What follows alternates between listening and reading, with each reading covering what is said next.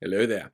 This brilliant piece from Joe Moyer in Newsroom over the last week is really brilliant and also really scary. It's about the fact that our politicians have not sat down and started planning safety procedures for this year's election.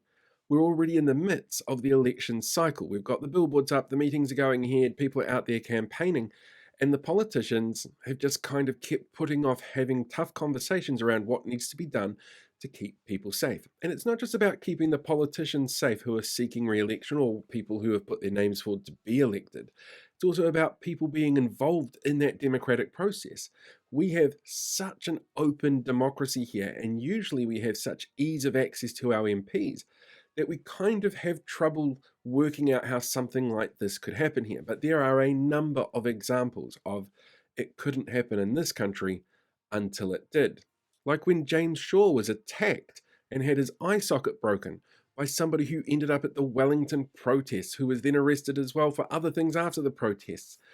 There's a lot of these people out there, and all you need to do is look back at the media over the last few years to get an idea as to exactly how bad this problem is. And for MPs who have kept putting it off and putting it off, not only does it put them in danger and put people around them in danger, because these people are crazy, the ones making the threats. They are genuinely not well people. Usually, that violent rhetoric has increased exponentially, and we saw it at the Wellington protest last year, with the words "hang 'em high" literally written on chalk on the steps of Parliament, and death threats there for MPs, including the former Prime Minister. Those kind of people who think that there's a justification for violence, remember that review that came out from the Office of the Prime Minister that said 1 in 4 of these people would be absolutely willing to do something violent? That's horrifying. That's really horrifying.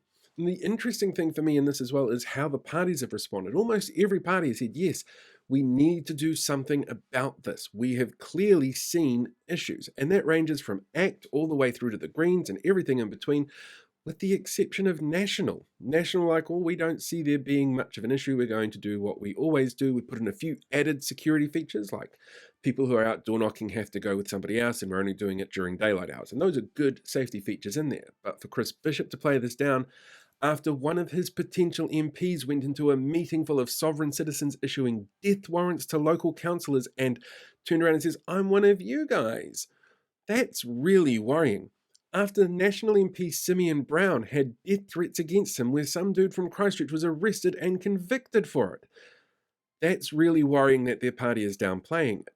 It's really worrying that all of our MPs have got to this point where we're now just a few weeks out from the election and they haven't really given it a huge amount of coordinated effort to try and make sure that everybody involved, from them themselves all the way through to people who want to be involved in our democracy in any shape, way, or form, are kept as safe as possible from people who are dangerous.